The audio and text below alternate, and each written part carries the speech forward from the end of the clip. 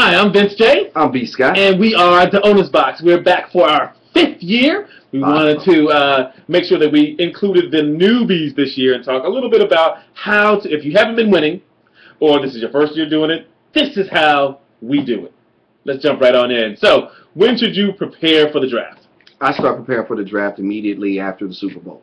I start looking at what potentials, what free agents are going to be out there, who needs what, who's positioned where in the draft, what trades have been made. Mm-hmm. You know, I start right away. Mm-hmm. ESPN, right? You know, NFL Network. You know, Twitter, blogs, all of the above.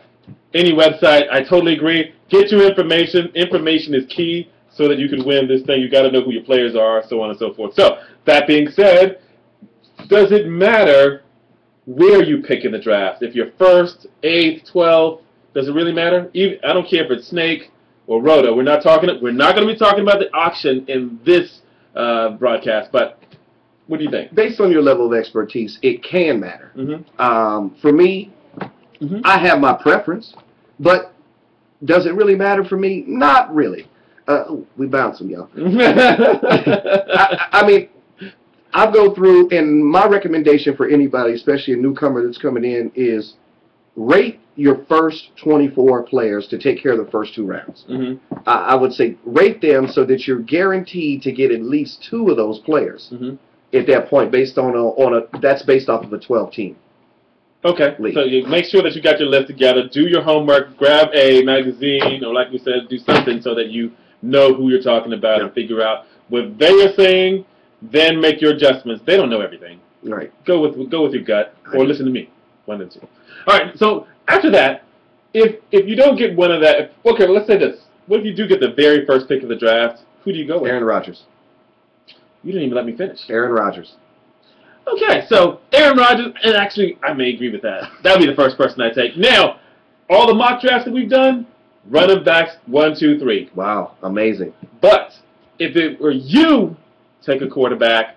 Quarterbacks, those top 3, top 5 quarterbacks will make the most amount of points, and that's where you want to start. That's your starting point. Okay, so after that, what is your strategy? Do you go with best available? Do you go by position, like if it's running back first, or do you go by value? It's a combination. For me, I'm going best available by position, mm-hmm. and my first 3 it's kind of like the 49ers' first 15 plays. They're scripted.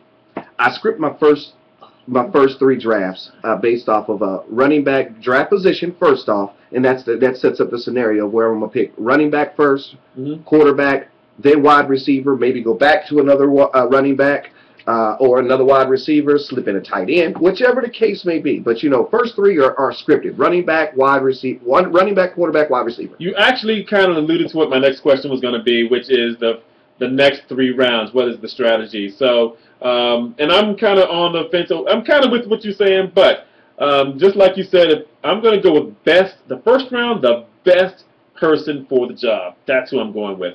And I figure out who it is. Second one, I'm going with maybe the opposite.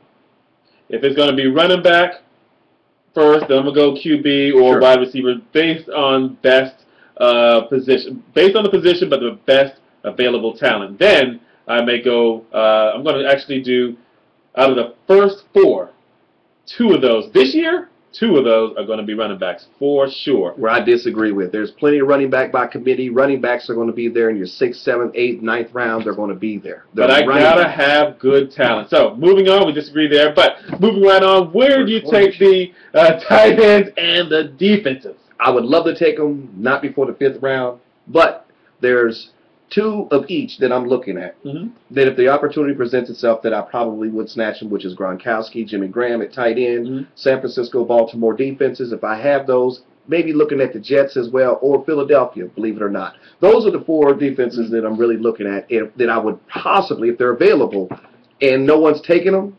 any of those positions, mm-hmm. then I'd wait till the 5th round. Wow, yeah, I'm by feel on that, so it depends on those. I'll let a few guys go, but when my 3rd or 4th comes, hey, I'm picking. If it's the 5th, 6th, 7th, 8th round, it doesn't even matter. Well, guys, that kind of ends it for us. I'm Vince J. I'm B.Scott. We are going to finish this up real soon. You can always check us out on Twitter at twitter.com Daownersbox or This is a teaser, man. We got all season long. This is the first one. You gotta stick with this. Track me this year. Just like the Niners Super Bowl, baby. Whatever. We are out.